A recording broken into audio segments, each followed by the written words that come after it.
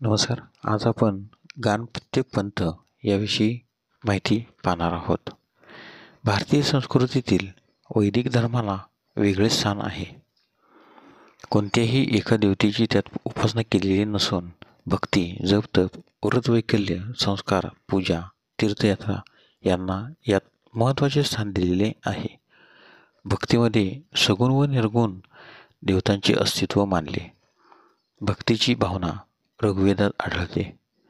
वैदिक धर्मातील अनिष्ट प्रथा परंपरामुळेच जैन व बौद्ध धर्माचा मोठ्या प्रमाणात प्रचार झालेला दिसून येतो. मात्र त्यात पंथभेद निर्माण झाले. त्यापैकीच महत्त्वाचा पंथ म्हणजे गाणपत्य पंथ होय. याविषयी आपण आज माहिती पाहूया.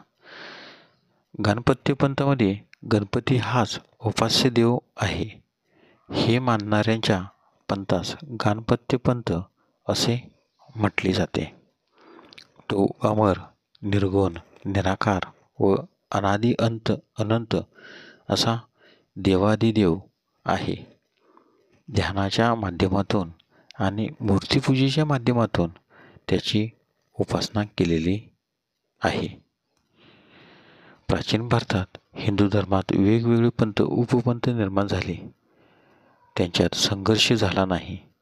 त्यांनी आपल्या आचार व विचारांना हिंदू धर्माची लोकप्रियता वाढवण्याचा प्रयत्न केला.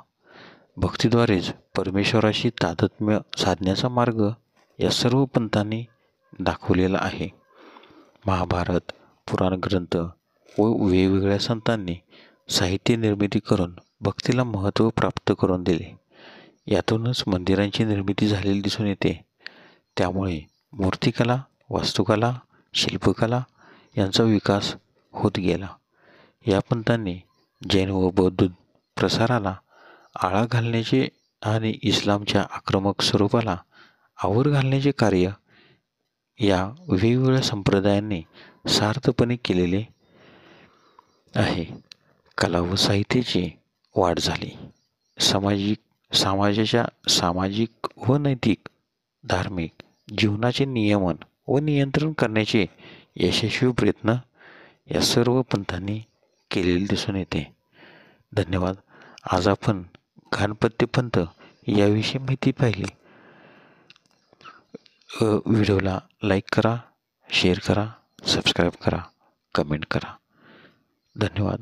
असेच व्हिडिओ पाहण्यासाठी आमच्या यूट्यूब चॅनलला सबस्क्राईब करा.